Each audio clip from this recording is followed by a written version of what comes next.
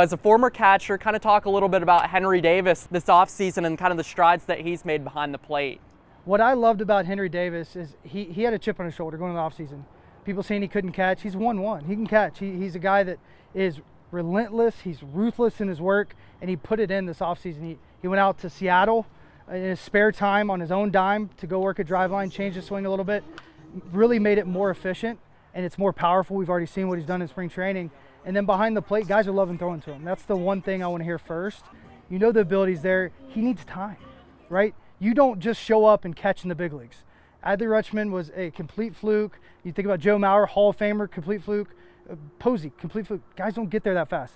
78 games, I believe it was, he had under his belt. Most guys get 350 behind the plate. So I think with time, we're going to see a guy really blossom into something really special, a guy that's a leader and a born leader. So he's going to bring guys along to have a really high standard. And I think pitchers will fall in love with him. And Paul Skeens literally is like his big brother now in this instance. Paul Skeens has more media presence. He's been nationally known, really good on the camera, so they balance each other out. But they both have that mindset of, I won't quit, I won't stop, and you better not bet against me. And talking about Paul Skeens, finished his season in Altoona. I'm sure plenty of fans at Altoona would love to see him a couple more times, but I think a lot of Pirates fans want to see him in Pittsburgh at some point. What do you think that the Pirates are going to do with his timeline? I think he's going to write his own ticket. I think he's ready now. His stuff grades off the charts. It's big league caliber plus. We could look up at the end of the year and he'd be one of the best pitchers in baseball. That's how good his stuff is. I think everything has to do with what we saw last year.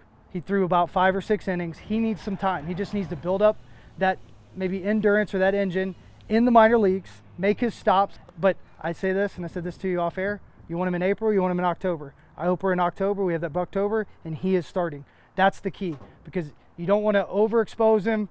You don't want to do too much on that arm. So you got to have that balance. He threw 158 to 60 innings last year. Maybe it's 180 now. So you want to find that balance. By starting him in the minor leagues, you can kind of balance that out to where you don't have any handcuffs on him when he gets to the big leagues.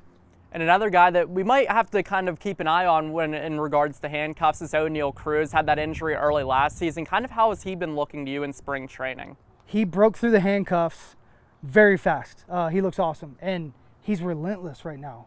I watched him every single day I was there for 7 days go in and do extra work. Not just BP-wise, but with his mobility, with his movement, running on the field, taking extra ground balls. And that's the ONeal Cruz I've wanted to see. It looks like he wants to be great. And if you take a guy with that type of talent and he wants to be great, it gets scary. So he has a chance to be as good as any human being on the planet in baseball this year. Now, a lot of things have to go right, got to stay healthy, but his tools are so off the chart and his floor is so high. So even the worst case scenario in ONeal Cruz is great. And who's kind of another player that's really stood out to you so far in spring training? Tamar. Maybe one of the best minor league prospects I've ever seen.